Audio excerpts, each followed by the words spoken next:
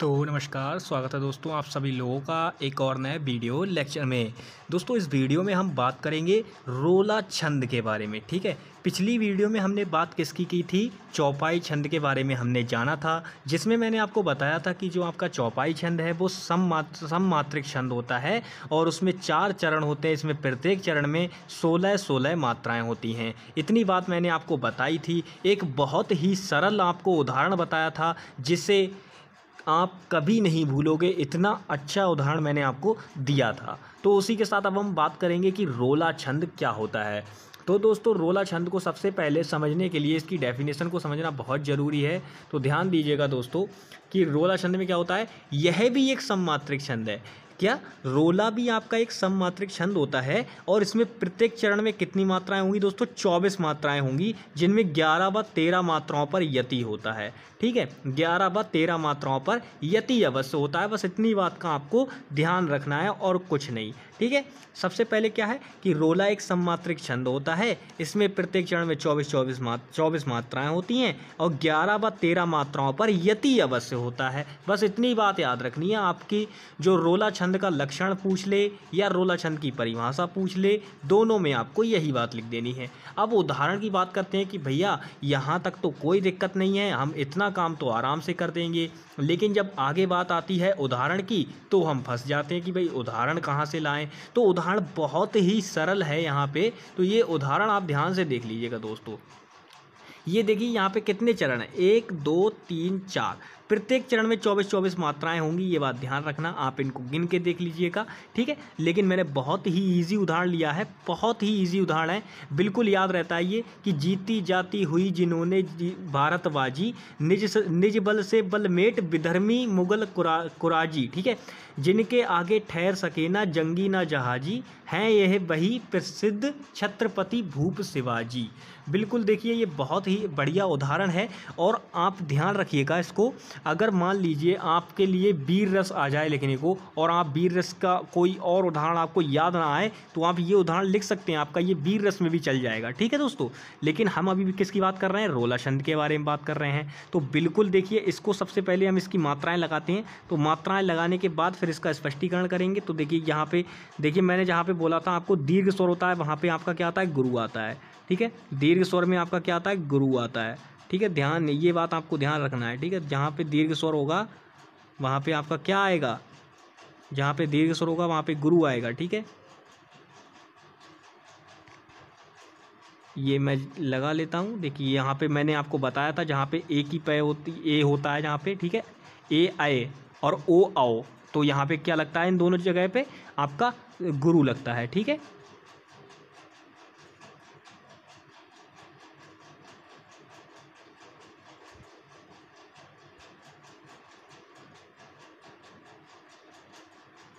ये मात्राएं ध्यान रखने दोस्तों। सबसे पहली बात, एक बात आपको ये ध्यान रखनी है, आपको ये मात्राएं जरूर लगा कर आनी है।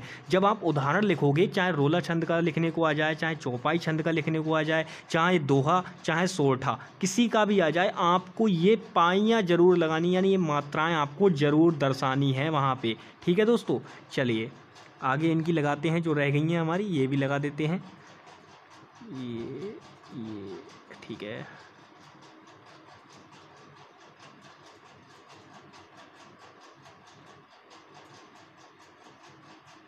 और मैंने दोस्तों एक बात बताई थी। अब देखिए यहाँ पे ये कन्फ्यूज़न वाला शब्द है, ये आया जंगी। अब ये जंगी शब्द है तो मैंने आपको बताया था कि अनुस्वार जो है आपके अंग और अंगा, तो ये दोनों में क्या होगा? आपका यहाँ पे भी गुरु लगेगा। ये बात आपको ध्यान रखनी है, ये रूल के अंतर्गत बात आती है, इस बात को ध्यान रखना। ठीक है दोस्तों, बिल्कुल ये भी ये ठीक है।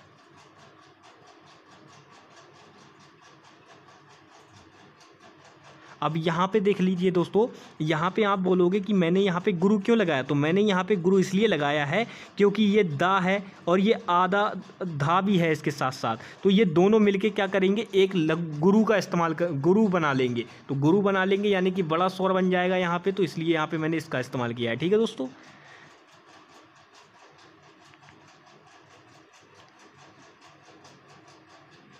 चलिए ये हमारी मात्राएं लग गई दोस्तों। बिल्कुल बस कुछ नहीं करना है, ये मात्राएं आपको लगानी है। मैंने आपको बता दिया है जहाँ पे ह्रस्व स्वर होगा वहाँ पे आपको लघु लगाना है, और जहाँ पे आपका दीर्घ स्वर होगा वहाँ पे आपको क्या करना है, गुरु लगा देना है। और जहाँ पे आपके अनुस्वार होंगे अंग और अंगा वहाँ पे भी आपको गुरु का प्रयोग करना है। ठीक है, जहाँ पे दो स्वर दो वर्ण मिल रहे होंगे, मिले हुए होंगे जहाँ पे दो वर्ण, वहाँ पे भी आपको गुरु का प्रयोग करना है। बस इतनी सी बात है, और आपको मात्राएं दर्शा देनी है। उसके बाद आपको लक्षण लिख देना है, यानी कि स्पष्टीकरण लिख देना है, और आपका उदाहरण हो जाता है फिनिश। तो आई होप दोस्तों कि आपको ये उदाहरण समझ में आया होगा। रोला छंद बहुत ही ईजी था इसका उदाहरण।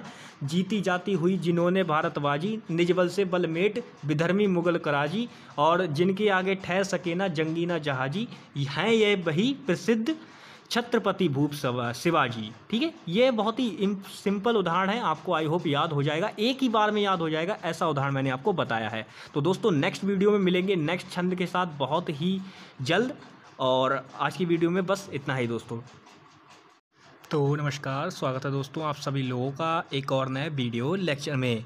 दोस्तों इस वीडियो में हम बात करेंगे रोला छंद के बारे में। ठीक है, पिछली वीडियो में हमने बात किसकी की थी, चौपाई छंद के बारे में हमने जाना था, जिसमें मैंने आपको बताया था कि जो आपका चौपाई छंद है वो सममात्रिक छंद होता है, और उसमें 4 चरण होते हैं। इसमें प्रत्येक चरण में 16-16 मात्राएं होती हैं। इतनी बात मैंने आपको बताई थी। एक बहुत ही सरल आपको उदाहरण बताया था जिसे आप कभी नहीं भूलोगे, इतना अच्छा उदाहरण मैंने आपको दिया था। तो उसी के साथ अब हम बात करेंगे कि रोला छंद क्या होता है।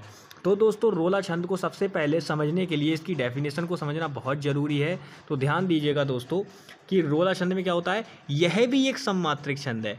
क्या, रोला भी आपका एक सममात्रिक छंद होता है, और इसमें प्रत्येक चरण में कितनी मात्राएं होंगी दोस्तों, 24 मात्राएं होंगी, जिनमें 11 व 13 मात्राओं पर यति होता है। ठीक है, 11 व 13 मात्राओं पर यति अवश्य होता है। बस इतनी बात का आपको ध्यान रखना है और कुछ नहीं। ठीक है, सबसे पहले क्या है कि रोला एक सममात्रिक छंद होता है। इसमें प्रत्येक चरण में 24 मात्राएं होती हैं, और 11 व 13 मात्राओं पर यति अवश्य होता है। बस इतनी बात याद रखनी है। आपकी जो रोला छंद का लक्षण पूछ ले या रोला छंद की परिभाषा पूछ ले, दोनों में आपको यही बात लिख देनी है। अब उदाहरण की बात करते हैं कि भैया यहाँ तक तो कोई दिक्कत नहीं है, हम इतना काम तो आराम से कर देंगे, लेकिन जब आगे बात आती है उदाहरण की तो हम फंस जाते हैं कि भाई उदाहरण कहाँ से लाएं। तो उदाहरण बहुत ही सरल है यहाँ पे। तो ये उदाहरण आप ध्यान से देख लीजिएगा दोस्तों।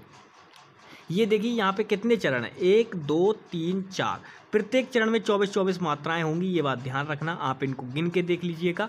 ठीक है, लेकिन मैंने बहुत ही इजी उदाहरण लिया है, बहुत ही इजी उदाहरण है, बिल्कुल याद रहता है ये कि जीती जाती हुई जिन्होंने भारतबाजी, निज बल से बलमेट विधर्मी मुगल कुराजी। ठीक है, जिनके आगे ठहर सके ना जंगी ना जहाजी, हैं यह वही प्रसिद्ध छत्रपति भूप शिवाजी।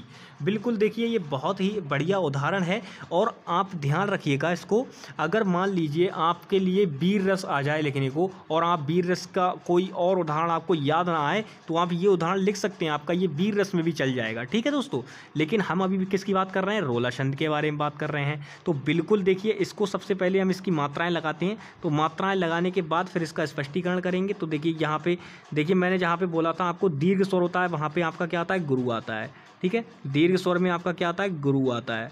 ठीक है, ध्यान, ये बात आपको ध्यान रखना है। ठीक है, जहाँ पे दीर्घ स्वर होगा वहाँ पे आपका क्या आएगा, जहाँ पे दीर्घ स्वर होगा वहाँ पे गुरु आएगा। ठीक है, ये मैं लगा लेता हूँ। देखिए यहाँ पे मैंने आपको बताया था जहाँ पे ए की पै होती, ए होता है जहाँ पे। ठीक है, ए आए और ओ आओ, तो यहाँ पे क्या लगता है, इन दोनों जगह पे आपका गुरु लगता है। ठीक है,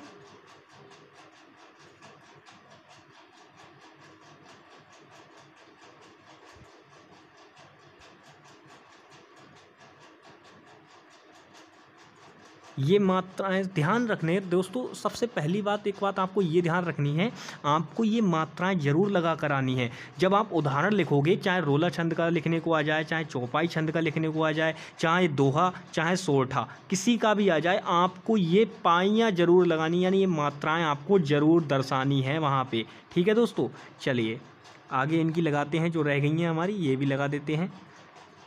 ये ठीक है,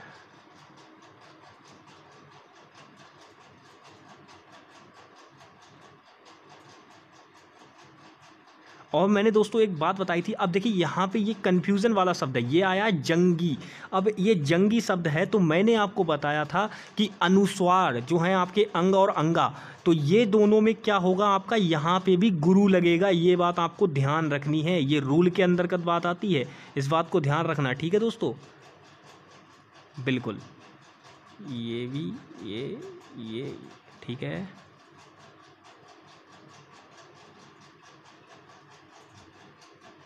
अब यहाँ पे देख लीजिए दोस्तों, यहाँ पे आप बोलोगे कि मैंने यहाँ पे गुरु क्यों लगाया, तो मैंने यहाँ पे गुरु इसलिए लगाया है क्योंकि ये दा है और ये आधा धा भी है इसके साथ साथ, तो ये दोनों मिलके क्या करेंगे, एक गुरु का इस्तेमाल कर गुरु बना लेंगे। तो गुरु बना लेंगे यानी कि बड़ा स्वर बन जाएगा यहाँ पे, तो इसलिए यहाँ पे मैंने इसका इस्तेमाल किया है। ठीक है दोस्तों,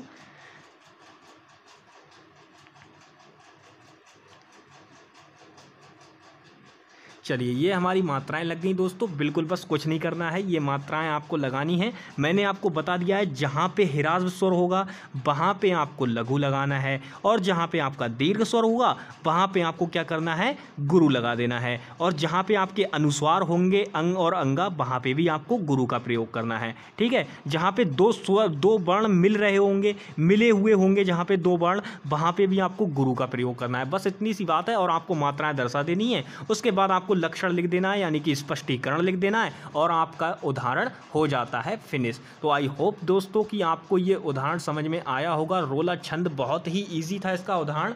जीती जाती हुई जिन्होंने भारतबाजी, निज बल से बलमेट विधर्मी मुगल कराजी, और जिनके आगे ठहर सके ना जंगी ना जहाजी, हैं ये वही प्रसिद्ध छत्रपति भूप शिवाजी। ठीक है, ये बहुत ही सिंपल उदाहरण है, आपको आई होप याद हो जाएगा, एक ही बार में याद हो जाएगा, ऐसा उदाहरण मैंने आपको बताया है। तो दोस्तों नेक्स्ट वीडियो में मिलेंगे नेक्स्ट छंद के साथ बहुत ही जल्द, और आज की वीडियो में बस इतना ही दोस्तों।